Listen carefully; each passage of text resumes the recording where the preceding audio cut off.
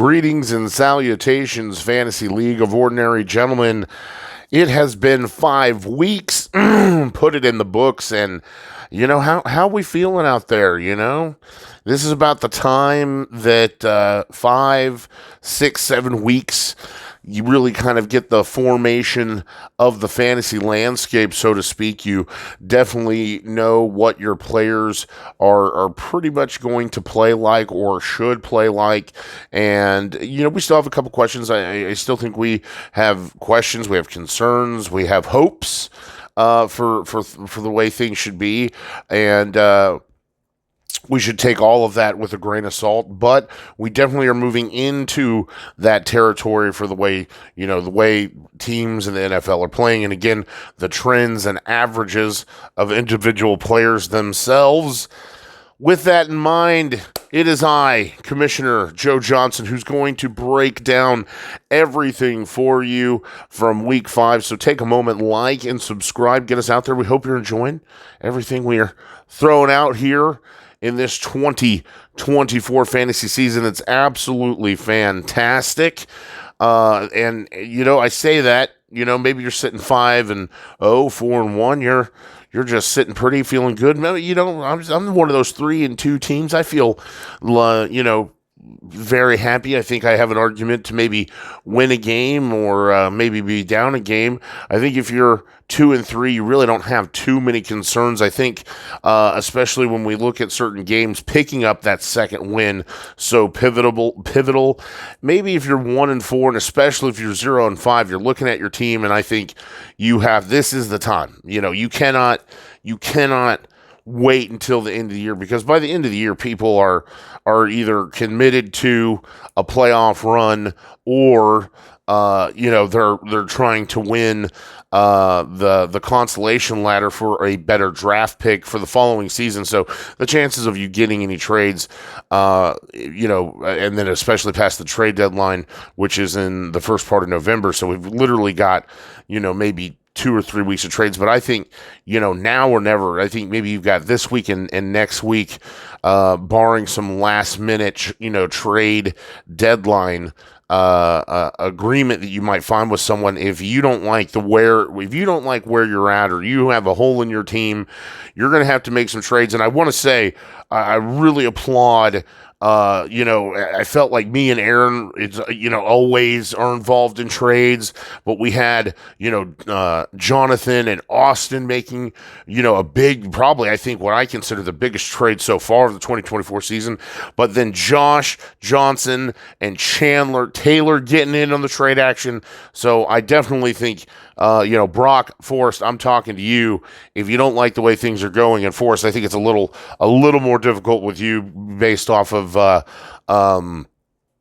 way your draft went. But I mean, when we talk about week 6, and I tell you what, the fantasy gods have a cruel sense of humor that somehow Forrest's team finds relevancy in the most crazy possible ways. I mean, when I tell you this man has earned his nickname Heart of the Card, I mean, I think he's the only owner in Fantasy Gents that has two nicknames. Nobody can claim 2 nicknames other than Forrest. So earning both. But I digress. Let us take a moment to turn the volume up on the TV, in the car, push out all the distractions, find something to eat, find something to drink, whatever it is, because it's time to break down week number 5, all the action. We're going to start with our game 1, which was Brauc Hudgens taking on Brennan Dangerous Scala. And Brennan, 0 to hero. And I get you weren't forever unclean, but brother, 0 to hero indeed. Night and day seasons here. I mean, Awesome. Just love it. 141 points. It was an absolute shellacking. Brauc, I thought this would be a mountain to climb given the injuries. You had a major bye week. This was hard, and you still put up, 99 points. It just, things weren't going to go your way. Not a lot to talk about here other than the things you like to see. Rico Dowdle taking over officially the backfield in Dallas, so that is nice to know. We knew it was going to be rough for Tyreek Hill, and he is a top 30 at best wide receiver right now. What you do love to see is that at least Mike Evans is having a nice day. What a lovely 11 points you have there, and that's what happens when you don't start Mark Andrews.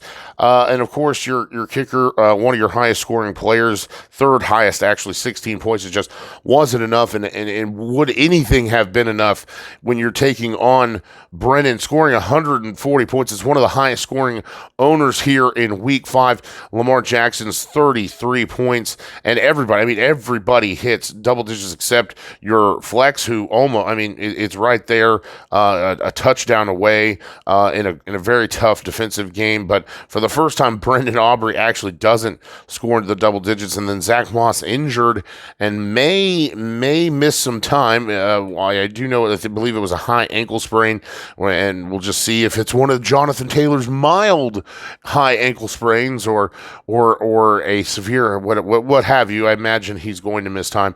But 33 points. James Cook 17 points. He does get banged up a little bit. The winner of the day.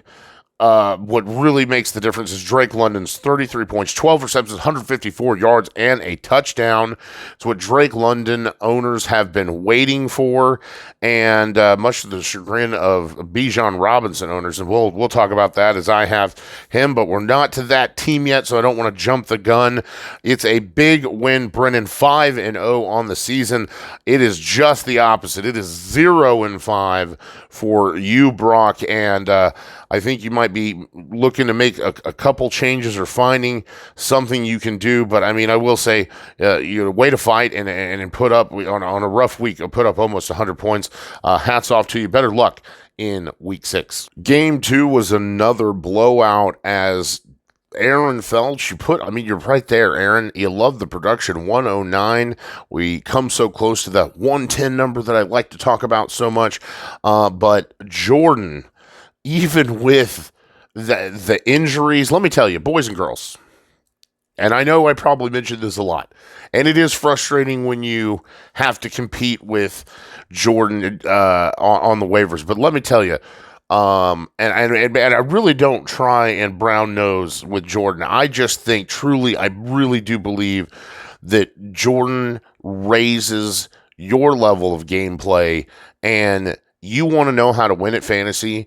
Do you want to know how to fight through adversity? You set an alarm and you play the waiver wire, boys and girls. And with no Cooper Kupp, with no Isaiah Pacheco, starting players like Trey Sermon, who 100% is my fault. I actually would have had Trey Sermon that morning, but just too tired doing content for you guys, and then you don't even have the common courtesy to trade him to me. But yeah, loses Devin Singletary. I have him in another league, and he's been serviceable, a little rough lately, but still serviceable, and yet doesn't matter because you're able to pick up his backup, who's going to take the job clearly, and it's 130 points. Guys, that's how you do it. Okay, that's how you play the game. And we'll start it off. Aaron, like I said, it's not a horrible day, again, especially considering that you've got a huge amount of players on bye. 1, 2, 3, 4 players on bye alone, and you made all the right starts, so you've done everything right. So it's actually, I think, promising to see that you scored 109 points on a very heavy bye week. I think that's a very promising thing here. And like I said, I love the quiet start of Ogunbowale. Andy Dalton, unfortunately, let you down. He's had such a good run, and then he comes crashing back down to earth against Chicago, who I've loved to hate on this year, but they, get one over on probably the worst team in the league. If you can't get it against Carolina, I mean, come on. Kyron Williams, double-digit points, 15, 14, 30 points from the running back group, fantastic. Michael Pittman, who gets banged up in this game, and we got so much to talk about in week 6 when it comes to Indianapolis and quarterbacks and receivers. Oh boy, unfortunately gets injured in this game, but before he does, 14 points. Jacoby Myers also a little banged up, 6 for 7, 72 yards, still hits the double digits. I mean, you're a touchdown away from hitting 20 points. Gesicki, 5 points. Great job. Jalen Reed, who has been a fantastic, just come back down to earth, no touchdown, in that game there, 13 points. Minnesota's defense, 19 points, but just everything, again, love the production. You just hate the outcome. And Jordan, man, brother, you're earning I hate it that you are earning the nickname. You are legend, brother. Josh Allen scoring 14 points and you still score 130. I mean, how and what crikey hell is that? Chuba Hubbard, 17 points. I mean, who needs Jonathan Brooks? Trey Sermon. Now, this, it's without the touchdown, we're having a completely different conversation. It only has 38 yards on the ground.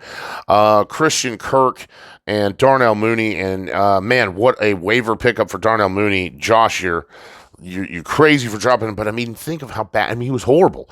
He was droppable, and now we're talking about him being a top 25. I mean, oh man, how things change in the NFL. Dalton Kincaid, 5 points. Hey man, tied into his wasteland this year. I'm taking my 5 points. I can't stress that enough. Tyrone Tracy, 129 yards. He's a touchdown away from 20 points. Holy moly, he looks way better than Devin Singletary. New England's defense and the kicker, 10 and 6 apiece. It doesn't matter. It's not even close. And unfortunately, Aaron, it's a tough loss after losing to Aaron Grog in the Aaron battle. But, hey, the thing, you probably knew you were going to lose this one. The takeaway here is that you're even on a week you should have been scoring 60, 70, 80 points, scored 110. That's a lot of upside. Like to see that. You want to keep it going into week number 6. And then Jordan, super big win, man.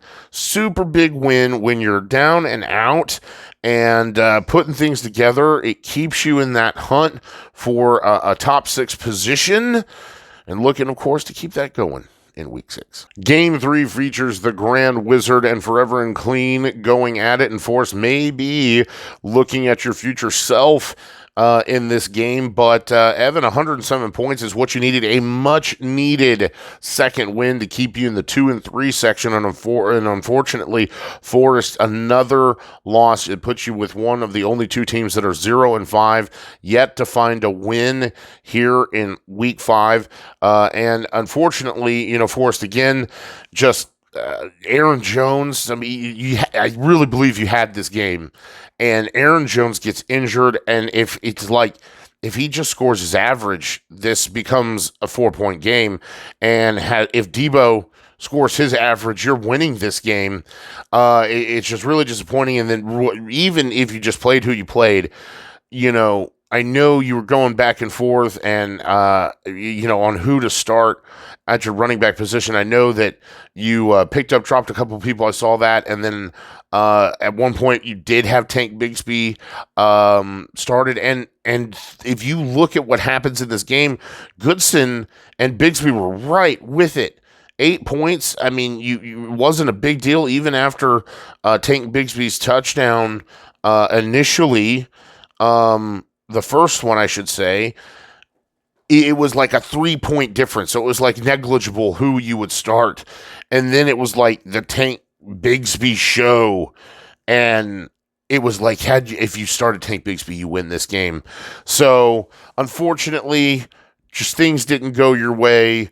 And you knew that was possible. I will say the bottom half of your team goes off. Is just nothing from the running backs. Leggett lets you down. Debo lets you down. Your defense is your third highest scoring player. Your kicker is your fifth highest scoring. So what happens? You probably lose, and that's what happens. Evan, it's not much better. Let's just understand that. Patrick Mahomes, super bad. It is not like this is not good, especially for the draft capital you paid for him. Not no bueno, sir. Josh Jacobs actually gets into the end zone, which salvages his day. Najee Harris, rough game. At least he got almost 10 points. I'll say 9 points makes this game a 6-point game. So, at least you got a little bit of receiving here. Justin Jefferson, no touchdown, unfortunately, but 6 receptions for 92 yards. You like to see that. Brandon Ayuk, who is your highest scoring player, and absolutely, if Brandon Ayuk was the Brandon Ayuk we've seen the last several weeks, you lose this game. Game over, and he makes the difference. 8 receptions, 147 yards, and on a game where Njoku only gets 2 points. I mean, Charbonnet 6. I mean, this is a wasteland. Baker Mayfield, why are we not starting Baker? Why are we not starting Baker? 23 points. There's no way you could have known about the Isaiah Likely. The Njoku start is only, I would have started one of your 3. Why do you have 3 tight ends, Evan? What are we doing? What are we doing here? You do not need 3 tight ends in this league. You're dropping Njoku. I mean, maybe you're dropping. You're dropping Njoku. We don't want anything in Cleveland. Nothing. Zero. There's nothing until Jameis Winston takes over this job, which apparently isn't going to happen anytime soon, which is beyond me, Stefanski. But I'm not paid millions of dollars to do a job that is super fun and exciting and not hard when you have bad players playing to see when they need to be swapped out. Anyway, I'm just a fat man from Oklahoma during a podcast alone in his living room. So, I don't, but you're dropping Njoku and pick up somebody off the waiver wire that's going to give you better chance of winning something. This is a lucky win because Forrest ends up having a bad day, and it could have been a really good day because the flex play, no Rashee Rice, Kelsey's back, good defense and kicker play. Yeah, man. Again, if Aaron Jones and Debo do their job, Forrest wins this game. So Evan escapes, I think, this one with a lucky win, but 107 points, man. Don't get it twisted. Good win, important win. Got to keep it going next week. And Forrest, we got to have fun when we talk about next week, buddy. So much fun. Look forward to it. Game 4 features Chandler Taylor taking on co-commissioner Aaron Grog, and Aaron absolutely destroys Chandler. And Chandler, this game was much closer than the score would like to allow. And I would like to say, calm down, sir. I noticed, your comments from last week, and you felt your team is trending down, and it absolutely is not. You can go look at your stats, break it down. I do it every week. You are definitely not trending down. You are trending up in great ways. You hit my 110. I don't care if you want to call it Joe's 110.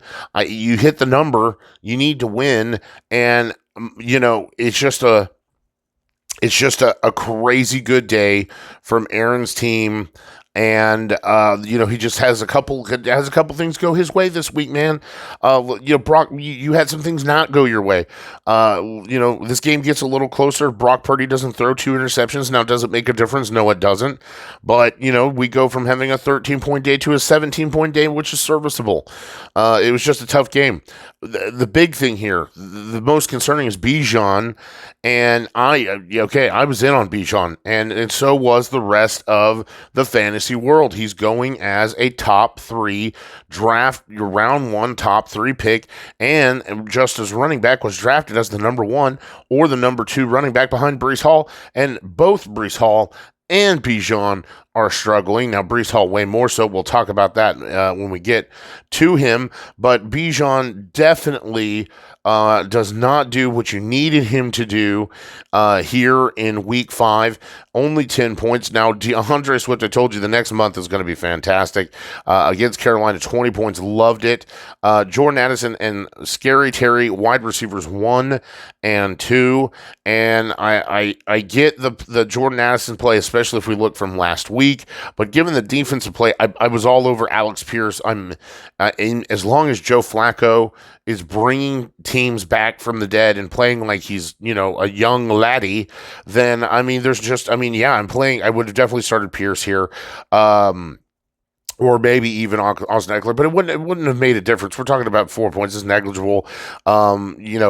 Sure. Does the Alex Pierce give you, what would it be? So 6, you would have gotten 18 more points. So 8, 20, 30, you come close. It gets real close, but it doesn't make a difference here. What you love to see is another 100-point day. Scary Terry, a touchdown.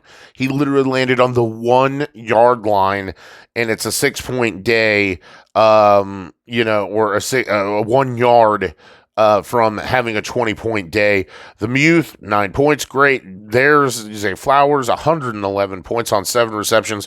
It's a great day, dude. It's 120 or 112. You love the production. You hate the outcome, and it's a huge win before a tough Week 6 matchup, and a big win, especially when Justin Fields doesn't have a great day, only 15 points. Tough game there against Dallas. Jerome Ford, only 47 yards on the ground, and not a great day from Alvin Kamara, who struggles against Kansas City and gets a little banged up there. This is the difference. You lose this game, Aaron, and you win, Chandler. This is the difference. Garrett Wilson, who has been atrocious, has going into this game averaged 9.8 points. If Garrett Wilson gets 9.8 points in this game, you win. Crazy that he scores 29 points. I did not personally see that coming, especially against Minnesota, and just disappointing, Chandler. Just things, like I said, a couple of things did not go your way, and a couple of things went Aaron's way, and one of them being Garrett Wilson, who for the first time, it took 5 weeks for him to do what people drafted him in the first round to do, and it's a heartbreaking loss, man. But you're still sitting pretty. We'll get there. Godwin, 5 receptions, 64 yards, double digits, no touchdown. And this is the difference. Let Garrett Wilson, who is a first-round pick in drafts across fantasy-dom, okay, Garrett Wilson scores the 29 points because that's what you drafted him to do, right? Aaron Rodgers, right? Okay. Tucker Kraft, waiver pickup in a deep league in fantasy gents in week 5, scores 24.8 fantasy points, only has 4 receptions, but it goes for 88 yards and 2 touchdowns. Chandler, you got robbed, man. Straight up, you got robbed, and you shouldn't feel bad. Your team is trending up. You did it. 2 Johnsons. My God, you got Scary Terry. If Tua comes back, Waddle will be fine. Muth's getting his 10 points, which is exactly what I drafted him to do. I was like, dude, he will get his 10 points because they're going to dump off to him and check down between Justin Fields and Russell Wilson. So, dude, if Mark Andrews maybe gets his 9 points, which is not what you drafted him to do and not what I traded into him to do, maybe it gets a little better. But I just started Tyler Conklin, who scores 2 more points than Mark Andrews. So, yeah, dude, you are looking good. The ship is sailing. Don't rock the boat, baby. Don't rock the boat. You got the right starting lineup. Goddard's, that's right. You traded one hell of a trade. And now you've got Montgomery. You're a solid team, my man. Way to go. Way to make trades, too, by the way. Congratulations. You diddied. You diddied 2 Johnsons. You done diddled. And then Aaron, not taking anything away from you, I apologize. It's a great win, great waiver pickup, man. Played it well. Like I said, Garrett Wilson does what you need him to do. I'd wish you luck in week 6, but you know why I won't. Let's go on. Game 5 was the Civil War mid-table matchup between Johnson and Johnson, Joe and Josh. And Josh, it was nothing happening this week. No CMC, which, you've been dealing with that. Jordan Mason did not have the game that, and I've got him in another league, and he didn't help me out either. I also lost in that league. So imagine that, because you're depending on Jordan Mason and Bijan, who should be top 5. Both of them should be top 5 running backs, and they score 8 and 10 points. Super fun. No J.K. Dobbins, no Jared Goff, no David Montgomery. Doesn't matter because you traded him away, so that's not available to you. No Puka Nacua. You're hoping that, Alan Lazard actually does get a touchdown in this game. We thought that would be pivotal if we talked about, but I told you. What did I tell you? I'm playing against you, Joshua. And yet I take the kindness out of my heart to give you genuinely good family fantasy advice. Because it's not just, let's be honest, it's not just about me on the podcast. Outside of the podcast, I'm Owner Joe. I'm here to get the best of everybody. On the podcast, I'm Commissioner Joe. I'm here for the people. And I literally tell you, do not start any of the Browns players. Don't do it. Don't do it. What do? You do it. Like I'm lying to you. Why? I have zero reason to lie to you. I don't trade rape you like Aaron says. I love you, and I try to help you even against me. And what do? You do exactly what you shouldn't have done. You start Deshaun Watson, who gave up. Go and look. He literally just was like, "Oh, I'm done with this. It's like 11 minutes it's 4th and goal, and I'm just done playing football today." And how? I thought I'd wait. I thought I would wait until week 6 to talk about him. How's Stefanski? Maybe you're being forced to, but there's just no way. I'm starting Jameis Winston. Ooh, shit. I'm starting Jameis Winston. How are you starting Deshaun Watson? In fantasy, we're not. In NFL, you want to do it, that's fine. But as of right now, there is no player in Cleveland that I'm going to start in fantasy as long as Deshaun Watson is the quarterback. Plain and simple. So you have been warned again, Josh. So, and I will say, do you have another quarterback on your... No, you don't. Okay, well, I would have picked one up because anything is better than Deshaun Watson. So, Alexander Madison, Jordan Mason. The Madison play gets you 10. That's actually a nice play, considering especially it's in Las Vegas. Unfortunately, Jordan Mason should have been a 20-point play. Didn't turn out that way. Cooper at least gets you 10, but again, not enough. You just can't count on that. Deontay Johnson screwed me too. I have him. It's funny. Our teams are a little similar, here. And Deontay, huge letdown. I started him over Drake London. If you really want to know. I was like, there's just, they're right there, and the matchup was good. The matchup with Chicago was good, in my opinion, and lost the game because I didn't start Drake London, woof. And it causes a loss here as well. Zach Ertz, only 3 points. Lazard does find the end zone. Double is just, not enough. Your kicker is your highest scoring player, 16 points. And 77 points, man, it's not enough to win in most places. Definitely not in the fantasy gents. 116 consistent is something I've been hunting this season. I think maybe more than any season. We all want consistency. In deep leagues, it's hard to come by, but I've been wanting to hit this 116 number every week, and I'm right there, and I do it again. The big trade for James Conner coming into this, I mean, I get, look, I knew Cam Akers was going to have a good week, given the Bills' struggles to stop the run and the injuries that they have on defense.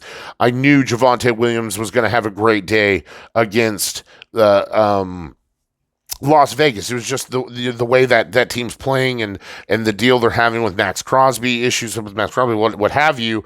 But it's about the balance of power in your team, where those points are coming from. Both Austin and myself needed, and John. I mean, you can look at Jonathan too. But the trade that me and Austin make fills holes in key areas. I think it's a great play. Worked out for both of us.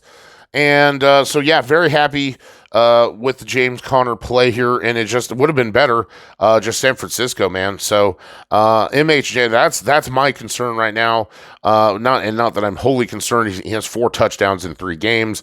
The volumes there is just a really bad day. We knew it was going to be tough against San Francisco. And look at that. I mean, Brian Thomas Jr. may be better than a top 30 wide receiver. I think maybe we're talking top 15. So it's like I got rid of Devonta Smith, who's going to be a top 15 wide receiver, and a trade right into a top 15 wide receiver. Jacksonville's going to be doo-doo. They're going to be playing from behind. Volume for Thomas is coming. I mean, 122 yards a touchdown. What did I tell you about Conklin? Look at this, gets him 2 more points than Mark Andrews. Ridiculous. Olave is my biggest concern, especially now Derek Carr goes down. I don't think he's going to go on IR. I know we were talking about that, Chandler, and I guess that's an important thing. I guess so. Just so we all know about IR, you only are allowed in this, to answer your question, Chandler, about, I kind of didn't have some time. So if you're listening to this and you're wondering about, well, if he's going to miss X amount of time, why won't they put him on IR? And then you look at what happened with Nico Collins. We'll talk about that here in a moment. He's going on IR. And so you can only put so many people on IR. There are a lot of rules. You have to, they have to sit out X amount of time. If you don't take them off of IR in X amount of time, then they don't come back for the rest of the year, which is the whole point. So if you think it's going to be a longer injury than that, and will it come back? So I don't believe, if you look at what happened with Derek Carr and the injury reports that came out today in practice, they're not going to put him on IR. There's no reason for that. He's just going to be out. Now, will you be able to put him on your IR slot in fantasy once he is designated as out? The answer is yes, and so that'll free up a spot that you can then fill on your team. Nevertheless, for Olave, here comes Spencer Rattler. I don't know how I feel, but I will say I want the news out of practice, and then I will say it's just words. The NFL is a different beast when you play the game altogether, but it is encouraging to see Spencer Rattler say that I am looking to get Olave the ball. I would certainly hope so, because last night was bad. Green Bay, the defense, and Moody, the kicker, 11-8. It's 116. Love to play it. Josh, I love you. You should have listened to me. Not that anything you would have done would have made a difference this week. That's okay.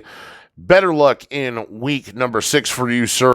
Game number 6 gave us a high-scoring affair. Jack 114 to Jonathan's 150. It's another super high-scoring week for you, Jonathan, and the triple stack kind of comes into play here. Not really. It started off really bad. I mean, Gino was having a really rough go of it, but then of course finishes with his classic, 275 yards and a touchdown, which is exactly what you needed. Plus, with your guys, there's a little added bonus combo points going on there. But it puts me into a triple stack, gives you a triple stack, and it's not the true. Keep in mind, it's not really a true triple stack with the halfback. The triple stack really comes from either another wide receiver, which is something you really don't want to do, but more so if you have that tight end. Nevertheless, it does count, and you did receive more passing with Geno and Kenneth Walker than some other people. I will say it's so funny. When I traded for Kyler Murray, I was like, I have the triple stack once I got James Conner.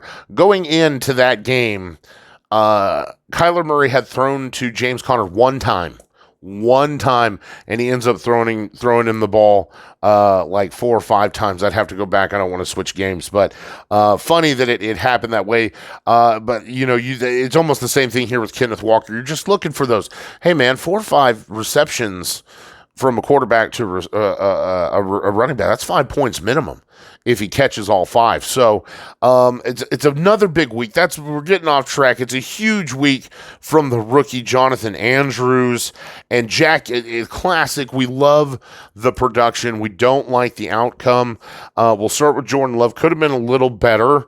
Almost 18 points had he not thrown the interception. Just not really what you need there. Travis Etienne, and it looks bad. Tank Bigsby has now officially out-touched Travis Etienne, and I think it's the Tank Bigsby show from this point out. He's the better running back. He's more versatile. He's more dynamic. He's a better runner. If you're Jacksonville, you're 1-4. You have no reason. You have no reason not to run with Tank Bigsby at this point in time. Justice Hill, what happened last week was, it's not going to happen every week. You're lucky you got that, especially with Derrick Henry playing at such a high level. Jamar Chase, and I thought whoever's, surely your wide receiver ones over his wide receiver twos would win you this game. And Jamar Chase goes for 41 points. You lose. I hate it for you. Jack, I'm feeling your pain. And when you have a player who scores 40 points and you still lose, how devastating. I mean, Jamar Chase is winning people their weeks almost everywhere else. DK Metcalf screaming back down to earth. Tough game. 7.5 points. Hunter Henry, 5. Hey, okay, take your 5 points. Be happy. Rashee Rice, we talk. Oh, my God, I'm sorry. Rashee Rice, we talk about. It just takes one play. It just takes one play. He takes it to the house. 18, or for the touchdown, 18 points. Again, 114. It's what you want. It's just not enough to overcome. Geno Smith, who again starts his day off really rough, finishes that game with the Giants with a touchdown, 284 yards, 22 points. Breece Hall, we talked about Breece Hall looking. It looks bad. And I've read plenty of people who are ready for Brennan Allen to start this job, and that he looks better. And the eye test, at least the eye test would you would think that Allen actually looks better, but it's just not going to happen. And you're going to have to start Breece Hall just off of where you drafted him. Kenneth Walker, another serviceable day. It's not his 3 touchdowns. 33 points that was winning people their leagues, but 14 points with just that stack. You're looking at 36 points between 2 people. Great. That's what you're trading into when you make that trade. JSN. Now this is where it really is like kind of you put things into perspective. JSN, he doesn't get the touchdown here. We're having a completely different conversation about Geno in this week, and we're having a different conversation about JSN, but they do connect, and it does get you a huge 10-point, combo there. Brock Bowers, 8 receptions, 97 yards, and a touchdown. Lord have mercy. Tutu Atwell, great play, no touchdown, but you just want the double digits in your flex. You want the 10. That flex position in a deep league, so important. You just got to hit 10. And, Denver, look at the shining Denver and kicker play. 16 apiece. It wasn't even close. 154 to 114. And Jonathan making a statement for a rookie here in 2024. And again, Jack, I don't think you should be upset with the Kirk Cousins play. I know, just real quick, you'd mentioned that, and there's just no way against Tampa Bay that you knew. I mean, there's just no way that you knew he was going to do that. But do I feel I'm going to start Kirk Cousins over Jordan Love moving forward? The answer is 100% yes. And then I still think DJ Moore is I maybe want to see it one more time. Maybe you're more convinced. I know there's plenty of other people that are more convinced, but I mean, I'd still take the shot on Shaheed. I'd rather, I'm going to score 3 points with DJ Moore, so why not just take my 3 points with Rashid Shaheed on his bad day, and then knowing that he's good for a 70-yard touchdown at any moment, So I don't think you should beat yourself up about that, man. You got your 114 points. It's a great week. You just had some things not go your way. So better luck in week 6, Mr. Little Raven. We knew somebody was going to lose game of the week, and it was a little lower scoring than I thought it was going to be. It ends up being 101 to 119, so it's almost there. But it is Derrick Ashe who loses to defending champion Austin Allen. And it's Austin just picked up right where he left off, and he's still rolling. What a pickup for Joe Flacco. It's insane the level he's playing at, and you are crazy.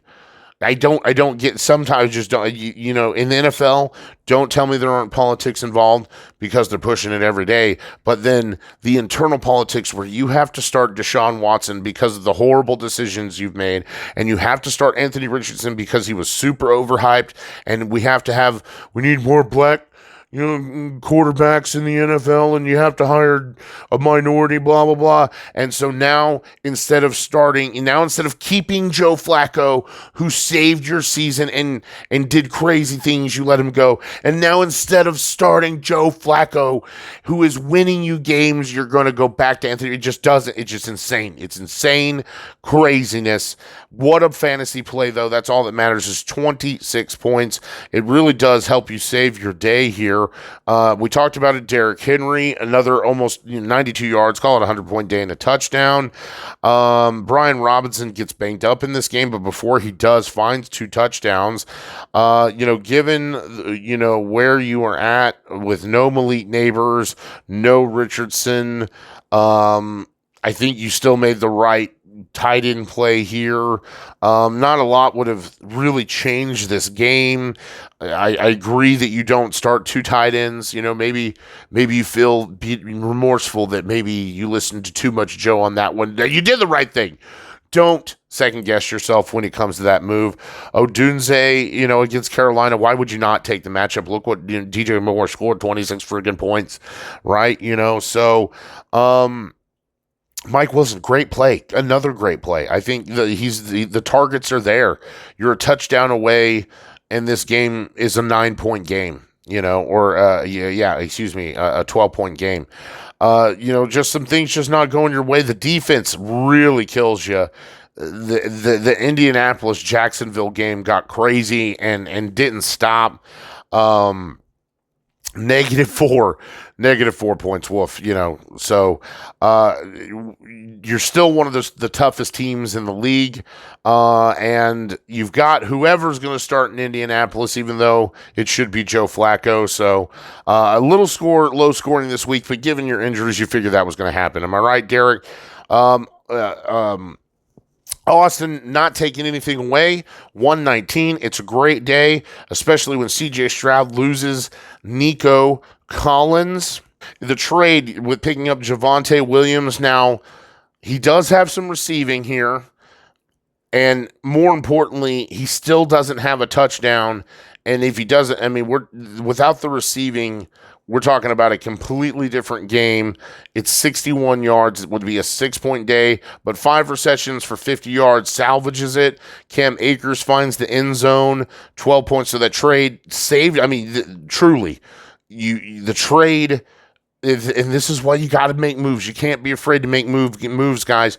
The trade gets you a win this week. And Stephon Diggs, no touchdown, but a touchdown away from a 20-point day, and you've got to think with no Nico, you now have the number one option there in Houston, and you see what that's like. So Stephon Diggs incoming. Wan'Dale Robinson, what a great play, 16 points. George Kittle, 8 receptions, 64 yards, and a touchdown. Trey Tucker, not the week that it was last week. Chicago's defense, 15, which if you look is a 20-point swing, because that's in the defense world. Since you go -4, that's how you have to look at it. So a 20-point swing. There's your 19 points. There's your 19 points, Derek. So we knew, like we said, somebody in this game was going to lose, so that brings us down to only 2 undefeated teams. Let's take a look at it, and there's the standings. Sitting at the top, like I said, are 2 undefeated. Number 1 and number 2, Brennan finished damn near last and is sitting number 1 after 5 weeks. Brennan, so proud of you, bud. Austin Allen, defending champion, also undefeated. And right behind him at number 3, one of our 2 now 4-1 teams, Jonathan Andrews and Derrick Ashe. Right behind him, 3-2, Aaron Grog, Jordan Payne, and myself. And then our 2 and 3, all the, and again, we're talking about 2 and 3 games behind each other. We've got plenty of football, so we've got a lot of things. You're not even it's like you're not even statistically out of it, mathematically out of it. I should say, it should reverse that. You're not even mathematically out of it until you lose more than 7 games. It's just your statistical probability is way low. But again, you're looking at the 6th position. Who's our number 6? Jordan Payne. He's 3-2. If you're 0-5, that's 3 games. You're 3 games. You can win 3 games, right? So Chandler Taylor, Evan Coles, Joshua Johnson are 2 and 3 teams. So right there, sitting on the outside looking in with yours truly. And then 1 and 4, only 2 teams, Jack Little Raven, Aaron Felch, and of course our 2 winless teams, Brock Hudgens and Forrest Dozier. But something tells me it's going to change in week 6.